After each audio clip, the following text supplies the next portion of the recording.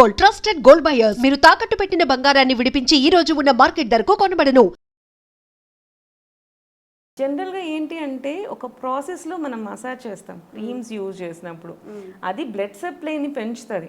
అది నువ్వు ఉట్టి పాలేసుకొని చేసుకో స్టిల్ అయినా బ్లడ్ సప్లై పెరుగుతుంది కాబట్టి నీకు ఆటోమేటిక్గా గ్లో అనేది వస్తుంది అనమాట. సో అట్లాంటివి యూజ్ చేసుకో, అంతేకాని నీకు 18 ఇయర్స్కి నువ్వు ప్యారలల్కి వెళ్ళాల్సిన అవసరం నీకు లేదు. సో అట్లా మనం మా ఏజ్ వాళ్ళు ఎవరూ వెళ్ళలేదు, బట్ మేము ఇప్పుడు 50s దగ్గరికి వచ్చినా కానీ వీఆర్ స్టిల్ ఏమంటారు గ్లో కానీ ఇది కానీ పోయిన చాలామంది, నేను చాలా తక్కువ మందిని చూసాను మా ఈ 90s కిడ్స్కి కానీ ఈ మధ్య 18s ఈ జెన్సీ వాళ్ళు వీళ్ళు ఈ కొంతలోనే ఉట్టిగా పింపుల్స్ వచ్చేయడము, స్కిన్ డల్ అయిపోవడం, వీళ్ళకి ఎక్కువ చూస్తున్నాం. ఎక్కువ కాస్మెటిక్స్ యూజ్ చేస్తుంటే ఎక్కువ ప్రాబ్లమ్సే వస్తాయి తప్ప ఇవన్నీ ఏం పోవు. ఓకే, మరి సింపుల్గా నిజంగా మనకి ఫేషియల్స్ అనేవి అప్లిఫ్టింగ్ కోసమే యూజ్ చేస్తాం. అవును, ఇఫ్ మనం ఇంట్లో చేసుకోవాలంటే ఎలా చేసుకోవచ్చు, అంటే ఏమైనా ఆల్టర్నేటివ్స్ ఉన్నాయి? అవును, యాక్చువల్గా మనకి పాతకాలంలో పిండ్లు రుబ్బేవాళ్ళు.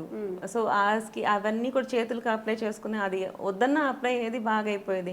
అన్నం వండేవాళ్ళు, అన్నం వండినప్పుడు మనకి మధ్య మధ్యలో ఆవిరి కోసం తీసేవాళ్ళు. సో అది ఆటోమేటిక్గా మన ఫేస్కి ఆవిరి వచ్చేసేది. సో ఇట్లాంటివన్నీ రైస్ వాటరే అవి కూడా, అవన్నీ ఇప్పుడు కాస్మెటిక్ లాగా చేసి మనకి ఇంట్రడ్యూస్ చేస్తున్నారు. మనం ఏంటి అంటే ఈ నవర రైస్ అని స్పెషల్ రైస్ ఉందన్నమాట, రెడ్ రైస్, రక్తశాలి ధాన్యం అంటారు అనమాట. మనకి ఏది బెస్ట్ రైస్ అని ఆయుర్వేదం గురించి చెప్తే అది చెప్పాను. ఒక్కొక్క దానికి అగ్రద్రవ్యం అని ఉంటుంది, మనం ఏది తీసుకోవాలి, వీటన్నిటిలో ద బెస్ట్ ఏంటి అని అడిగినప్పుడు రక్తశాలి ధాన్యమే చెప్తారు. రెడ్ రైస్, మనకి మట్టా రైస్, రెడ్ రైస్ అని చెప్పి దొరుకుతుంది.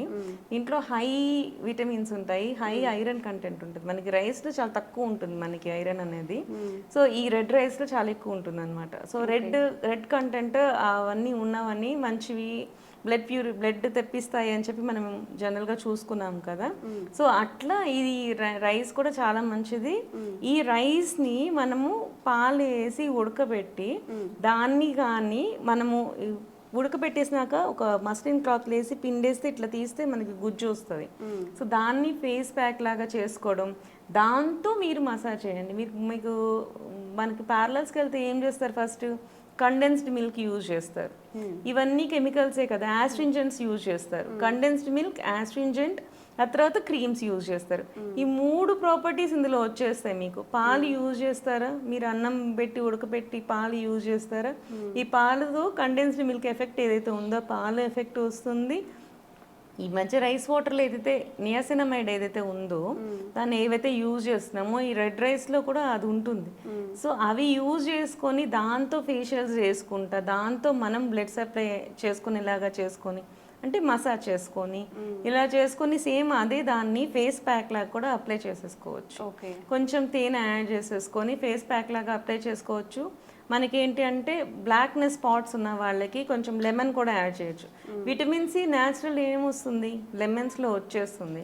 సో ఒక 2 drops ఆఫ్ లెమన్ వేసుకొని సెట్ చేసేసుకోండి, అయిపోతుంది. దాన్ని బట్టి క్లీన్ చేసేసుకోండి. ఇట్లాంటివి మనం చేసుకుంటూ ఉంటే ఫేస్ గ్లో వస్తుంది. మీ ఏజ్కి కూడా మీ స్కిన్కి ఎక్కువ ప్రాబ్లమ్స్ రానికుండా చేస్తుంది, ఎందుకంటే ఇవన్నీ న్యాచురల్ ప్రోడక్ట్స్ కాబట్టి. అసలు ఆ చిన్న ఏజ్ వాళ్ళకి అవసరం లేదు. మనకు అవసరం అనుకున్న ఇట్లాంటివి మీరు ఇంట్రడ్యూస్ చేసుకోండి. మమ్మీని అడగండి, వాటర్ వంచిస్తుంది శుభ్రంగా, రైస్ వాటర్, దాంతో వాష్ చేసుకోండి, హెయిర్ వాష్ చేసుకోండి. ఇట్లాంటివి చేసుకోండి, సింపుల్ రెమెడీస్ చేసుకోండి. నవర రైస్తో ఫేషియల్స్ చేస్తామన్నమాట. ఇది జనరల్గా నేను కూడా కొంచెం ఏజ్ వాళ్ళకి రికమెండ్ చేస్తాను, అవసరం లేదు చిన్నపిల్లలకి. ఫేస్ ప్యాక్ వేసుకున్నా సరిపోతుంది. బట్ ఒక ఏజ్ వచ్చి మనకి ముడతలు వస్తాయి కదా, వాళ్ళకి న్యాచురల్గా కావాలి అనుకుంటే ఇవేవైతే మీరు ప్రోడక్ట్స్ యూజ్ చేస్తున్నారు, ఈ ప్రోడక్ట్స్ అన్నీ is equal to Navara facial. ఈ నవర ఫేషియల్ చేసుకుంటే సెట్ అయిపోతుంది. సో ఈక్వలెంట్ ఎఫెక్ట్ మీకు వచ్చేస్తుంది.